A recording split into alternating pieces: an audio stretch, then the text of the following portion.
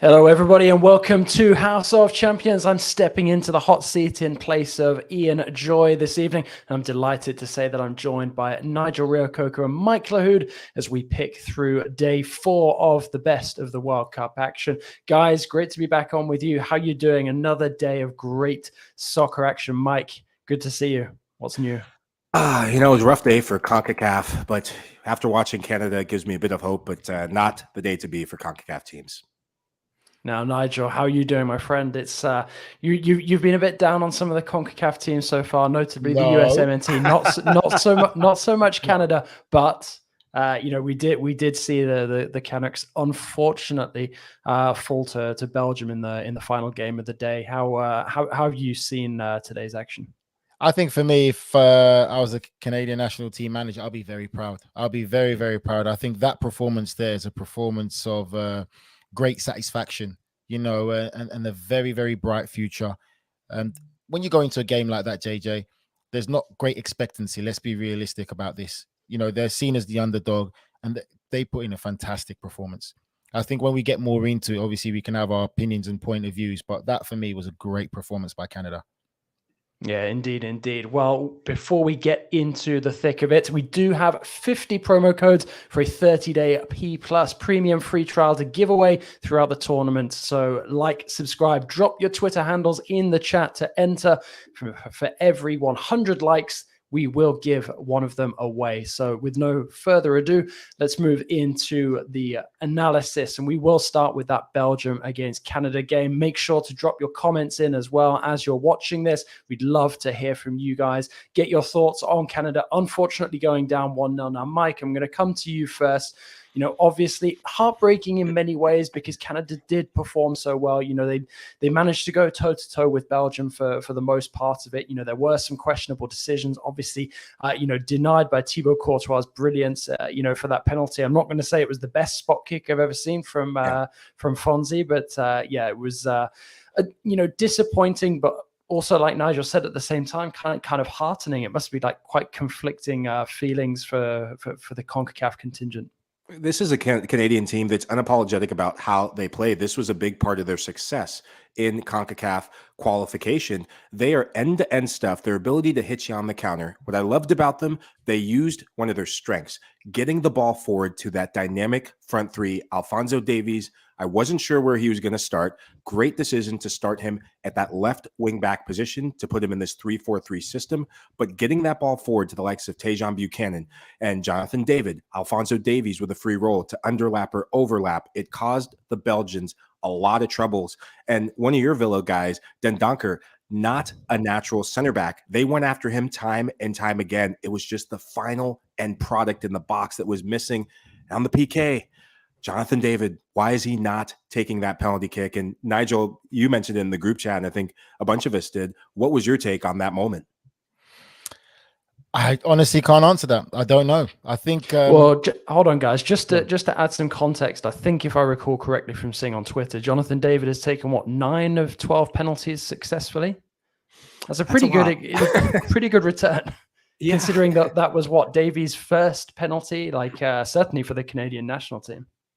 I was just going to say, look, I think for me, what makes me so happy about what I saw from Canada is I'm probably sure that they're the lowest ranked team in this FIFA World Cup this year. Just guessing that they're probably the lowest ranked team.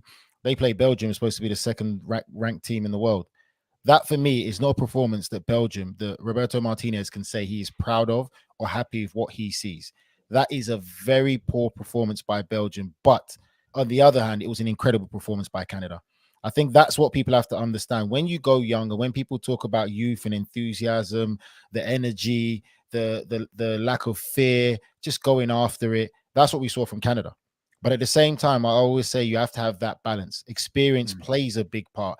At times, against better teams, better oppositions, they'll be picked apart because you can see at times where they were vulnerable, but the enthusiasm that they showed, the energy, the desire to close down, win the ball back, and also not just winning the ball back, but being comfortable in possession to pass and move that ball, showing a bit of arrogance, which is what I loved about it. I thought it was a great display by Canada. I really think they'll win more games than losing more. And also what I liked is the aggression in pressing. They pressed high. They didn't sit back to show Belgium a tremendous amount of respect, which we've seen before in this World Cup sometimes. Underdog teams sitting back for the first 45, showing some seen superior teams who are seen superior a bit of too much respect, and then they get punished, and then they grow into it in the second half. And you feel if you had that same attitude and application in the first half, you guys could have got a result. And I think the reality of it, you look at it as well, is I always say this, and for listeners listening, goals change games. Trust it from players that have been on the pitch, regardless of how the game is going and flowing. Goals can change the magnitude of a soccer match or football match in an instant. If Canada were to convert that penalty, I believe Canada would have gone on to win that game. The momentum, everything was in Canada's favor. And that is what we say about being clinical. And it's what we discussed and what you guys mentioned about Belgium. You talk about Courtois being one of the best goalkeepers in the world. And you also talk about Kevin De Bruyne. And I don't know if you guys noticed it, but I saw a very, very frustrated Kevin De Bruyne. And I know he doesn't believe this Belgian team are going to go far. They got the job done. They were professional, but Canada were all over them. And that's the thing about this Canada performance. It really was great. And I think they can take a lot of inspiration from it. It should also be a learning point in being more clinical at times when you get those opportunities, and also being ready defensively, knowing the quality of opposition you're playing against, always alert, always alive, and not taking, when the game's going in your favor and the momentum's with you, taking it for granted, always thinking about the danger. But that all comes with playing more games and playing with better players. Oh, definitely kudos to Canada for the performance, and we'll come back to that in a minute. But sticking with Belgium for a minute, Mike, do we have an argument here that Roberto Martinez is perhaps holding this team back? Because yes, we know it's not the Belgium of previous years. They had the golden generation, they had the opportunity, the shot at silverware, but it kind of feels like this talented group of players has kind of been wasted a little bit by not just Roberto Martinez now, but also Marc Wilmots. I mean, okay, I guess we can sort of mitigate that argument by saying that, Martinez has had some relative success with them, given the run at the 2018 World Cup and all of that. But considering that, this is a Belgian side that was talked up to win silverware, hasn't done so, and is putting in, really pedestrian performances like this, not to take anything away from Canada, but, kind of underwhelming performances given the caliber of player that they have available to them. Do you think there's an argument to say that Belgium could be better, if they had somebody else, perhaps calling the shots? Well, I think it's really down to the player selection that's going on. That's what's holding Belgium back. Eden Hazard has passed it.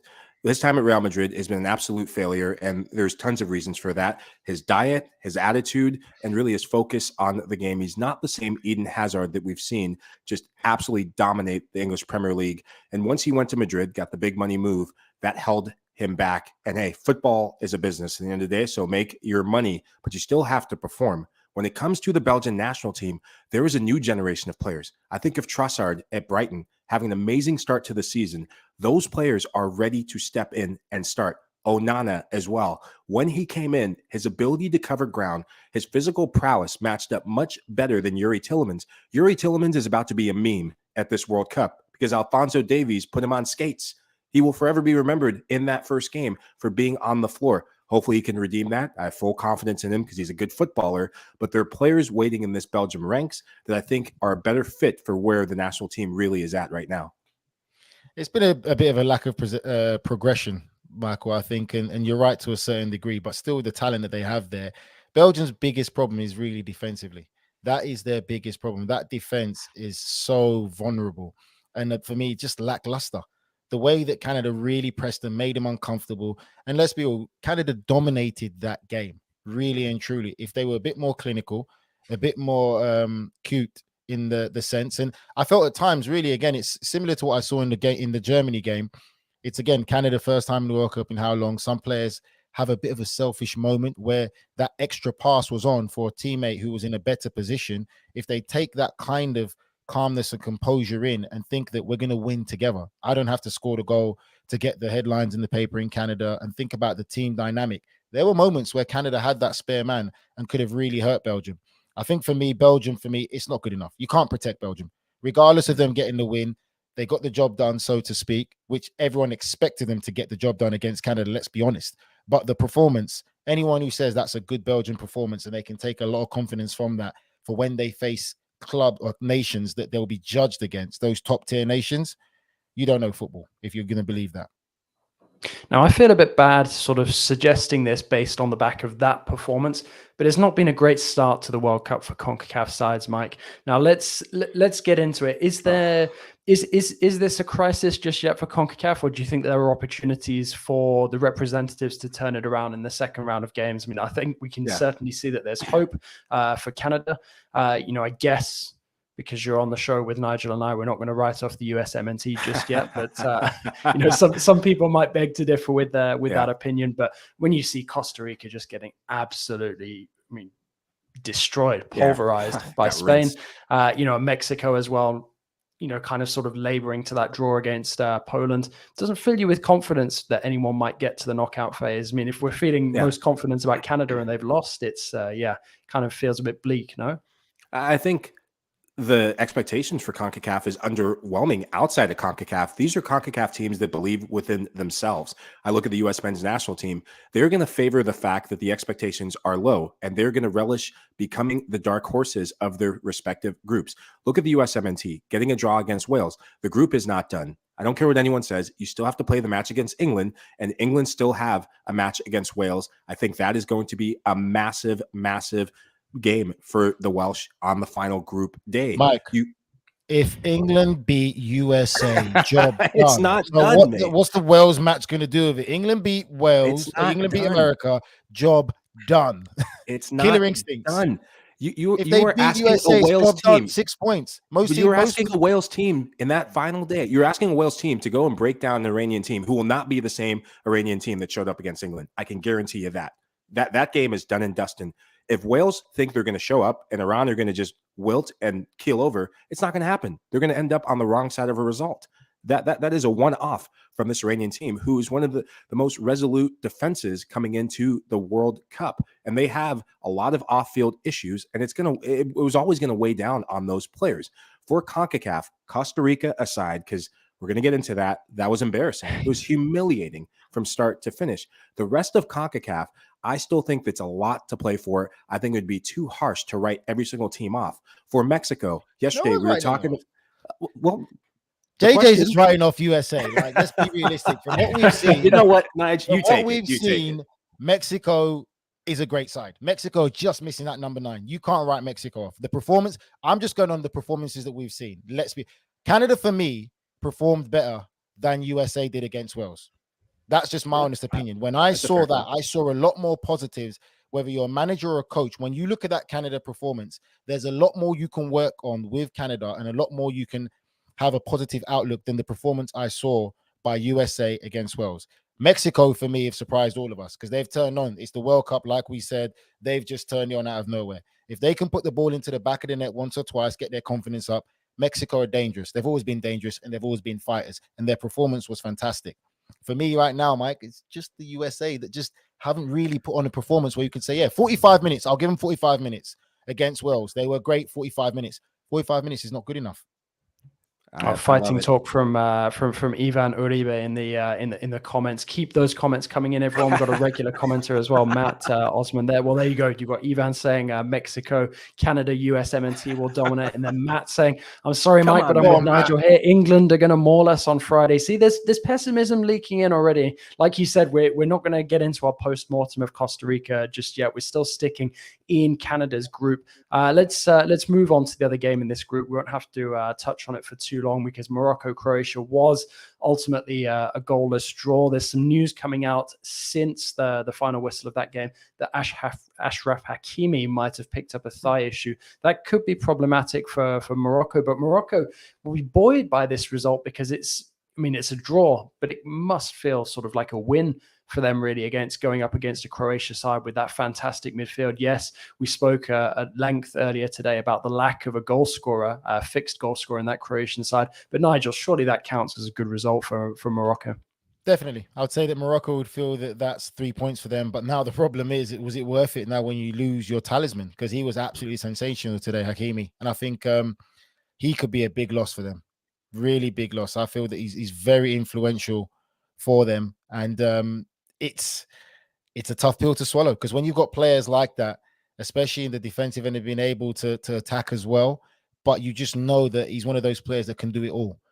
It's a big loss. It's going to be a big loss, and I think a few players on that team will lose a little bit of confidence. But it's a great point with how this game can go. And again, I think the danger thing about it for me, James and Mike, is Canada have to play Croatia next. Now, I look at Croatia. I already know they're a better team than Belgium.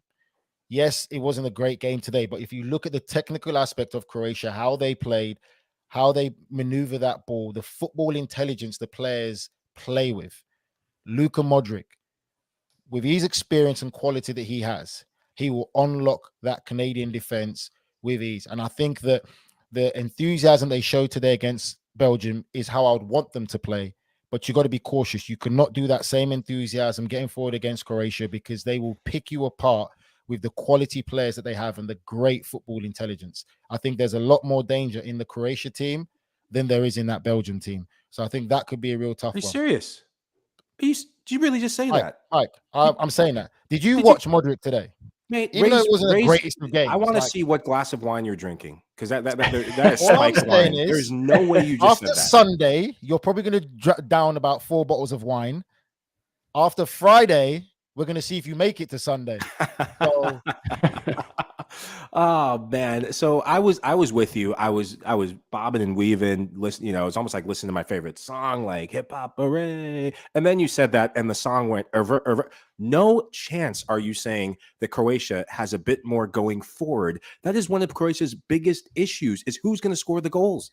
Mike, who's going to score the goals? You look at that front line of them. Who's going to score the goals? I said Croatia, with Modric and the players they have, with the experience they've got, they will pick apart this young Canadian team. You cannot play the same way you did against Belgium today with Croatia. You can't do it. And I think Canada will learn from that. This was a game where use that youthful exuberance, use all the nerves, and just pour it into that Belgian game. I think Canada will reassess this. This is a Canadian national team who has 2 ways to play. What we saw is this all-action display, and credit to John Herdman of saying to his team, go out and show the world what Canadian soccer is about, that we're not just here to be accounted for and to participate. We're here to compete. And I think they showed the entire world that. Another way that Canada was successful against the U.S. men's national team, against Mexico, they are very effective at sitting in and absorbing pressure, frustrating a Croatian national team who, when they don't have players in the pockets, Luka Modric will drop deeper to get on the ball. Brozovic wants to get deeper. They don't like playing under pressure. Maybe Modric does. Mateo Kovacic is probably that one player who can ride a tackle and get something out of midfield. But when they get into the final third, then what? Kramaric he's not an out-and-out goal scorer. I think that if they have the likes of Bruno Pektovic, I think he matches up physically with Canada's back line, and then you could maybe move Kramaric out wide and have him running off. You don't think Perisic is going to cause problem? You don't think Perisic is going to cause problems? Perisic is going to cross the ball into Kramaric, who's what, 5'6", 5'7"? He's going to come in the back post.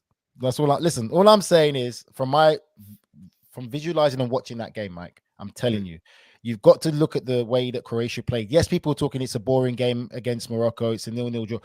Give credit to Morocco. Morocco are a very good team. We saw Morocco's enthusiasm, athleticism, and the skill and the caliber that they have as well. They're going to cause problems. That there is 2 great teams, well coached, who snuffed each other out.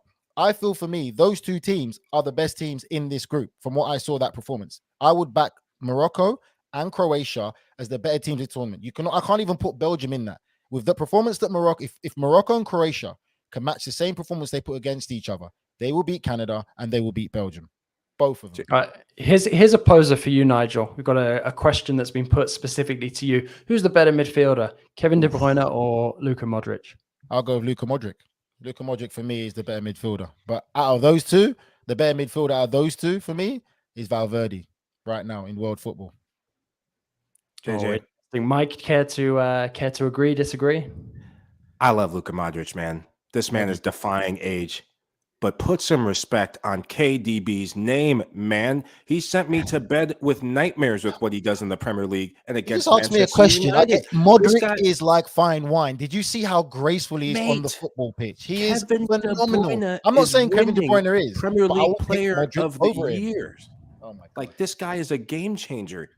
Oh, Modric. I'm KDB's sorry, the winner. Modric isn't, JJ. Apparently, Modric is not a game Well, changer. this is why we call it House of Champions. We've got both of you championing your causes for the different players. So it's great to see. And let's tie a bow around Group F. So the way we're looking at it at the moment, Belgium top on 3 points, Croatia, Morocco second and third with 1 point apiece, Canada bottom with 0. But a bit of sort of mixed messages in the chat. Some people feeling a bit pessimistic about Canada's chances. Some people feel buoyed and think that they could get the draw against Croatia and then perhaps go for the win in the final game against Morocco. We will see how that one plays out. Now we're going to take a quick break, and after that we're going to come back. We're going to recap what was an awful day at the office for Costa Rica. We've got Japan shocking Germany as well in one of the great stories so far this World Cup, and a lot more as we look forward to Thursday's action ahead of Thanksgiving Day. Don't stop watching. Christian Pulisic. Outstanding from the American. All skill, all class, and all American at work across the pond. Pulisic finds the net. The UEFA Champions League. Stream Chelsea matches live February on Paramount Plus. Welcome back, everybody. I'm joined by Nigel reo-coker, Mike Lahoud, and we are picking through day 4 of the World Cup in Qatar at the moment. Now, if you're an American soccer fan that follows the Stars and Stripes, unlike Nigel reo-coker, make sure to check out another great pod in the CBS Sports podcast family. In Soccer We Trust, former US MNT stars Jimmy Conrad, Heath Pearce, and Charlie Davies previewing and reacting to every US game with a perspective that only they can offer. So download and subscribe to the In Soccer We Trust podcast anywhere that you can get your hands on it. Now, guys, let's get straight into it because this one was absolutely brutal. I don't recall such a one-sided World Cup match in a long, long time. And of course, I'm talking about Spain sticking 7 past Costa Rica. It was a chastening experience, to say the least. And that was just for me watching it. I was live blogging the game as it happened. It was... it was brutal, Mike. Surely that's the only way to describe it. Everything that we kind of hoped wouldn't happen for Los Ticos came to pass. Keylor Navas looked geriatric. Everybody out there looked just so far off the pace. It was unbelievable. JJ, can you call me back after this discussion, please? I actually didn't learn anything. I can just go and have a few shots of tequila before I come back. You're gonna learn a couple more guys that Mike is on first name. You know what? I'm gonna let Mike go. I'm just gonna say this to everyone listening, all the fans who've got listening, tune in. This is not my moment, but this is your moment. Please send your messages and comments and tell me what you guys learned from Spain today, because I didn't learn nothing from that performance. I want to see what people feel they learned from you Spain. You learn that they can score if their opponents are as bad as Costa Rica were. Yeah. Oh man, I think one thing we can all agree on is Costa Rica. They should have stayed at home. I mean, this was embarrassing. Yes, you can get outbeat, just outthought, but just the mentality, the effort wasn't there. You saw players watching, standing in transition. I thought it was laughable. I thought they were woeful all over the place, especially on the right-hand side between Fuller and Martinez. Fuller wasn't even jogging back. They showed up in a 4-4-2, and before this, they'd played a back 5. You are inviting just the worst of beatings. The only positive thing I take from this is that they scored more goals than the English did. And that's a big win for me. They scored more goals for the English, because I don't want to hear it on this pod with you English, you two in particular, and James Bench, I'm going to add him to the list, talking, we put 6. The Spaniards, they put a touchdown and extra point, so kudos to them. I never said that to you, so you can let the fans know and the people listening that I've never said that comment to you. Okay? Never said anything. All right, so one for Nigel, because to be fair, I mean, I can see your point.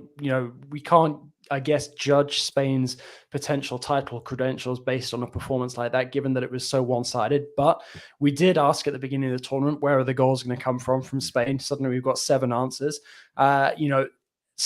Is this it's certainly too early to say, Spain are potential contenders. But if you look at the way that this has shaken the group up, because, we were kind of expecting it to maybe be a tight encounter between them. Suddenly Spain go and blow them away. Japan beating Germany. That's really, really opened up this group for somebody unexpected to potentially drop out, surely. Yes. JJ, for me, honestly, I learned absolutely nothing about Spain from this. It's like being back in school for you then. No, I'm actually a very good student at school. I left with all my GCSEs. Anyway, I learned nothing about Spain, honestly. And I think it was just because Costa Rica was so lackluster, so ineffective, and so uninterested in a World Cup opener. I've never seen anything like that. And Costa Rica do come with a bit of a reputation where they're not an easy team to beat. Costa Rica have always been a difficult, dogged team to beat, very hard. They work their socks off, they fight, they make it difficult for you. They did not make it difficult for Spain. And I don't think that anyone, even who's Spanish, can say that they've learned something about this Spanish national side. You can only really judge Spain when they play against the Japan and obviously against Germany. But for me, this has left this group open. And I'd have to say now, after that emphatic win, that you would say Spain will definitely get through to the next round. But how far they'll go in this competition, I still don't feel it's that far. I think it's a very young team. I think when they come up against a well-balanced, experienced and youthful side as well, with attacking threats, with pace. Because remember, Rodri played centre-back. Rodri played centre-back, who normally plays centre midfield for Manchester City. Now, yes, I know Rodri's 6'4", whatever it is, but he's not the most athletic to get around. And any real bit of pace around him or quick side movements down him, he'll find himself in some problems. So until they get tested at that level and that caliber, I haven't learned nothing about Spain. And I think I'm probably going to drink more wine after this. I see your wine and up it with some sangria, and we know that Lucho Garcia is definitely drinking sangria, probably making his way to Ibiza right now to celebrate this win, because he should. This was a big performance for a lot of the attackers for Spain. In the preview show this morning, the morning update, I said that keep an eye on the two wide players, and I know you spilled the sangria as I said that. Keep an eye on the two wide players for Spain. Dani Olmo, big game for him, hasn't played a ton of minutes for RB Leipzig. Due to injuries, due to form, he gets goals. Ferran Torres, massive for him to get goals because he's been inconsistent with Barcelona. Marco Asensio getting goals as a false nine. And really, it shows Spain that not only can you have wide players that produce, but some of the guys coming off the bench. I think of Balde, his surging runs, this youthful exuberance of the Spanish national team. You're just really seeing this sense of confidence that these young players can have, and you have to play who's in front of you. Mike, I find it hard. I'm almost close to done. I'm almost close to done. Let me just round this out, and then you can hammer me. I promise. I'm going to hammer you. No, but the biggest player who I think benefited from a game like this and needed this, Alvaro Morata. To see him get that goal, he's been the scapegoat for a lot of the Spanish national team's inconsistent success, and he was a scapegoat for their World Cup or their Euro run, last time out. And to see him come off the bench, and they said in the press that he didn't start because he had a cold, but to see him come off the bench and get a goal and an assist, it's going to do wonders for his confidence, because strikers, they need to get in that just run of goal scoring form to boost their confidence. I just think for me, Mike, I understand what you're saying, but I just find it too hard to give Spain credit when you look at Costa Rica's performance. And I understand these players are young, it's young and enthusiastic.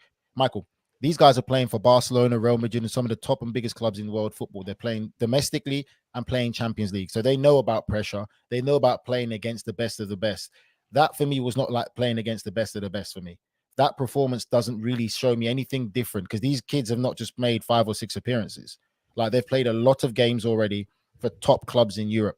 I did not learn anything about Spain, and I find it hard to really judge them or say anything great about them until I see a test against Germany. Now, Germany is going to be a test for them. Japan is going to be a test for them. That's when we can kind of really see where Spain are at. But for me, that performance today, there's a great stat we have here by our producer, Lisa. Spain completed 1,000 passes. Oof. Costa Rica completed 168 in a World Cup opener. That's pretty bad. Yeah, it was an absolute beatdown, and I think the most impressive thing about that Spain passing stat is the fact that over half of those 1,000 passes actually completed in the first half. That's a record for a World Cup game at any stage of the tournament at any time. So that includes the golden Spanish generation that basically brought tiki-taka to the mainstream. So I think that in itself is quite impressive. I was really impressed by the way that Pedri started the game in the first half. I thought that Gavi had a really good game as well. So there were some sort of individual performances that I think do warrant praise, but certainly some interesting comments, pouring into the chat about, how Costa Rica just didn't, compete with Spain at all. Couldn't handle the tiki-taka style. Looked lost in a forest at times. Not untrue. That's a fair comment. No, he's right. Luigi. Listen, JJ, if you watch by that 1,000 game, passes. if you watch that game, everyone has to be honest. It wasn't competitive from Costa Rica. No. That's it. And these young players, I know people might think I'm being a bit harsh. These young players are doing what you expect them to do.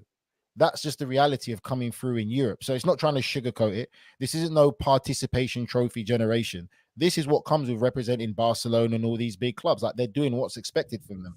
And I just don't think they're going to gain anything by not being tested. That was a really good point there as well that just popped up in the comments, that Costa Rica do have previous of not performing that well in the World Cup. 1990 against Brazil, suffered a similar humiliation. But also at the same time, we can't forget their run to the quarterfinals in 2014. And it feels like this kind of performance, because there's so many of those players still present in the team, kind of undoes a bit of the memory around that, surely, Mike. Yeah, it's time. Ya está tiempo, as they say in Costa. It's time. Get the old guys out. It's time for a rebuild. When you look through the roster down the spine of the team, and you mentioned this, JJ, this morning, the fact that Keylor Navas hasn't been getting minutes, solid minutes. Keylor Navas of the past was getting Champions League minutes with Real Madrid, and those quality minutes matter if you are going to be a Costa Rica side that absorb pressure. You need your goalkeeper at his absolute best, and the rust and dust really showed itself. Celso Borges, I said this guy was Benjamin Button, just still playing around. This guy's the reverse Benjamin Button. You could see his bones breaking, trying to run around, chasing the likes of Gavi, Pedri. It was embarrassing. It was just absolute embarrassment. The fact that you have Brian Ruiz, who, congrats to him, I think he made his 145th cap. Gosh, that should be 49th. Well, it's 140 something. That's incredible. The fact that you even have a player like that who is well past his time, surely there's enough talent in the domestic league to start getting young players through the ranks and playing them. Well, it certainly needs some sort of reaction from Costa Rica in their two final games in this World Cup, because it doesn't seem like they'll be getting any more. But somebody who may well find themselves in the knockout phase could be Japan after their surprise win over Germany. Let's get into that one. Nigel, you were raving earlier today about how these results really make the World Cup for you. Is this one of your standout moments of the tournament so far, along with Saudi Arabia beating Argentina?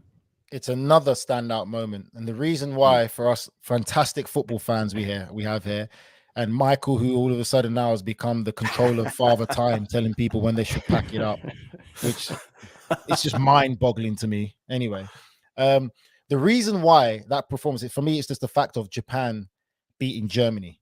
That is massive in itself. And I've always had a tremendous amount of respect for Japan and also South Korea. They're fantastic nations who produce top quality players, great technically, great football players. Both countries have developed so much the footballing generation that coming through constantly now that they've got it down to a fine blueprint.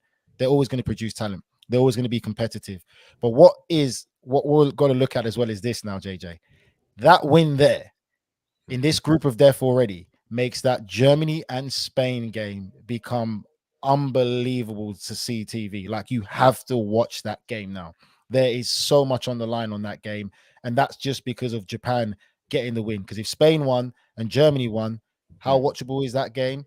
Not as much, but now there's so much on the line. Rafa's certainly on the same wavelength as you. He says that Germany against Spain is going to be fire. Mike, is that the one for you that where there could be a potential giant that falls out of contention in this group? Because the stakes are massively high now for Germany after that defeat to Japan. We were saying earlier in the day when we were picking through the game with a fine-tooth comb, Germany didn't actually perform that badly. But suddenly now they seem to be in a high pressure situation.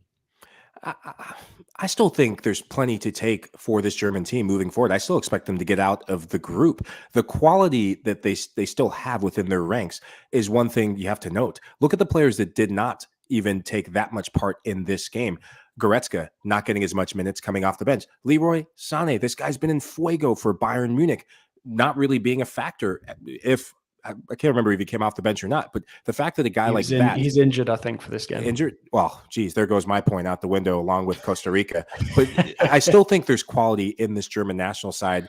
the fact that they created, I mean, they had 20 something shots, and there was the second goal that was missing. If they would have gone and laid an absolute egg and not created anything, then I'm absolutely worried. I do agree that Spain-Germany game is going to be one to watch, but I've always circled that Spain-Japan game. This Japanese team is something serious. And I think this game, Germany fell into a trap where they got into a lull. Japan wasn't creating much. They were playing right into Germany's hands. And then just a stroke of tactical masterclass from their manager, bringing in players. I mean, look through their ranks. They have Yoshida, captain of Schalke, down their spine. They have players, Asano coming off the bench, plays for Bochum. You have Doan, who plays in the German Bundesliga. Endo plays for Stuttgart, captain of Stuttgart. You have leaders within your ranks that know the league, that know these Germany players, play against them week in and week out, and there was a fearlessness about them, and that changed the game. So kudos to you, Japan, and I'm Samurai Blue all the way. One of my 99 teams that I root for now. Why is it so many of you on this pod always changing teams? Like so many of you. Like you can't be loyal to nothing. Like if you don't stand for something, you're gonna fall for everything. That's Ian, Michael. I can't say JJ because JJ keeps it. Just you and Ian. Yeah, Benj is a real one. Being a Villa fan, you can't accuse me of being a glory supporter because there's got to be some glory for that. No, but I mean, when you look at the possession stats, for example, nearly 74% of the ball for Germany, 26% for Japan. It's crazy to see the Germans getting beaten at efficiency by a different country, but that's what this World Cup is giving us at the moment: unexpected twists and turns. And this Japan result really has put the cat amongst the pigeons, so to speak, in that group. Now let's move on. We do have a lot of action to look forward to in Group G and Group H coming up on Thursday. Now, first of all, let's get to Group G. This feels like the moment that so many people have been waiting for at this World Cup, to see this Brazilian team in action for the first time. Everybody's been raving about Neymar in the build-up. I myself have been doing it. Nigel's been doing it as well.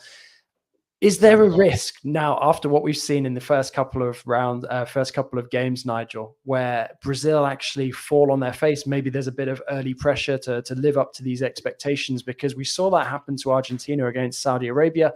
Is there a danger for Brazil because they're going up against Serbia? And let's, with all due respect to Saudi Arabia and what they achieved, it was a phenomenal performance, a phenomenal result for Hervé Renard and his players. But this Serbia side, in terms of the individual quality that they boast compared to Saudi Arabia, it's a whole different ball game. Is there a risk of an upset here? JJ, there's always a risk. This is why we love football. And there's always a risk because we've seen what Saudi Arabia did. We see what Japan did to Germany. There's always a risk. But I feel, for me, I have not seen a more concentrated and dedicated Brazil team than this squad right here. And the other thing, when I look at Brazil right now as well, is just my perspective from the manager, is he's going for this World Cup. They're going for this World Cup. They've got 9 attacking players. They're not coming here to sit back and relax. They're coming here to play the old school Brazilian way, score more goals than you, not really too interested in defending, but they've got top class defenders.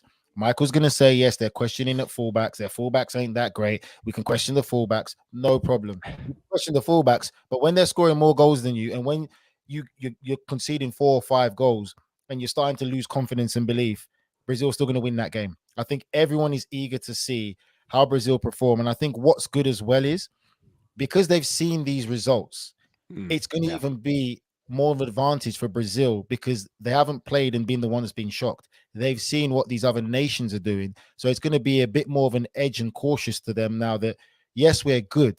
Yes, we're the favorites, but we could still lose unless we apply ourselves correctly. I think right now, this World Cup, the stars could be aligned for Neymar to finally leave his true legacy, because you know more than us, JJ. You've seen him, and his form for Paris Saint-Germain has been absolutely sensational. He's got tunnel vision. There's no drinking. That means no booze, no birds, no strip clubs, no nightclubs. He's going to be in his hotel, playing his Xbox. He's ready for this. Hopefully he'll be at a book club to keep him focused, because that's all he needs, studying the game. I love what you said, Nige. I think the mentality. This is a Brazil team that is ruthless. When they get one, they get many more goals. 1 becomes 3 in a flash. Against this Serbian team, Serbia, they're unified in a way I haven't seen before.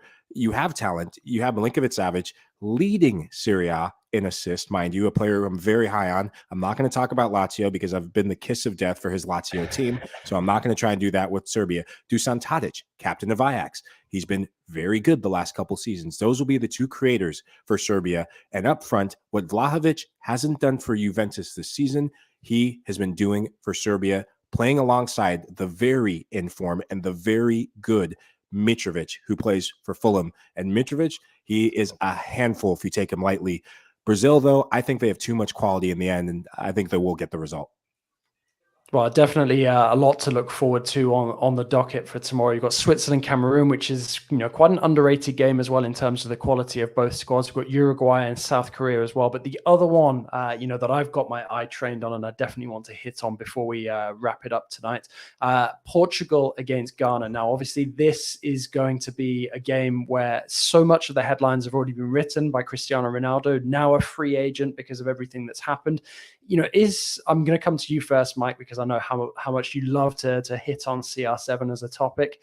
Is there a danger that he has overshadowed Portugal's build up to this World Cup so much so that they come in and just totally flop because so much of the emphasis, all the talk has been about Ronaldo, not Ronaldo, what he might do at this World Cup with Portugal, but Ronaldo and what he's done to, make a mess of things at Old Trafford, which has resulted in him, basically parting ways with the club and being kicked out just a couple of days before this tournament gets underway for them. Absolutely. Cristiano Ronaldo has gone out, set out his stall to make this World Cup, to make this entire season, to make football all about himself.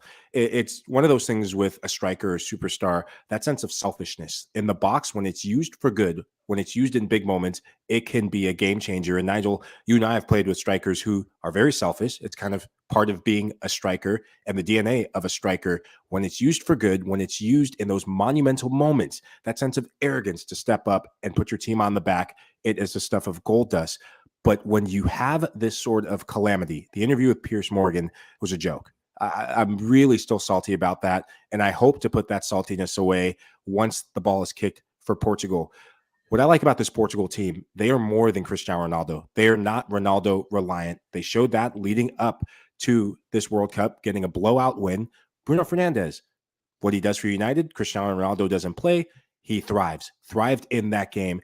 One player that I'm looking at, and I hope he starts, in the lead up to the World Cup, Portugal opted to play a diamond in midfield. Actually, two players, young players, João Felix, I think is a massive World Cup for him. Could it be the type of game and the type of World Cup group that secures him a move away from Atleti? I think that's on the cards. And also Rafa Leal. Nigel reo-coker, folks, has a love-hate relationship with this kid. 1 week, he loves him. The next week, when he goes to Stamford Bridge, he hates him. I have high expectations. Yeah, okay. Standards are high. Premier League standards are high. No, Nigel, you going to jump in on that? Or are you going to give the Ghanaians some love? No, oh yeah, Mike, go on. Yeah. Ghana. No, but thank you. Well, Nigel, you leave Ghana like that. I gotta save the best for last. This is going to be a very difficult game for Ghana. Look at how they got here. They got here really on a deflected goal from, was it Thomas Partey from distance, kind of a flash pan moment for them.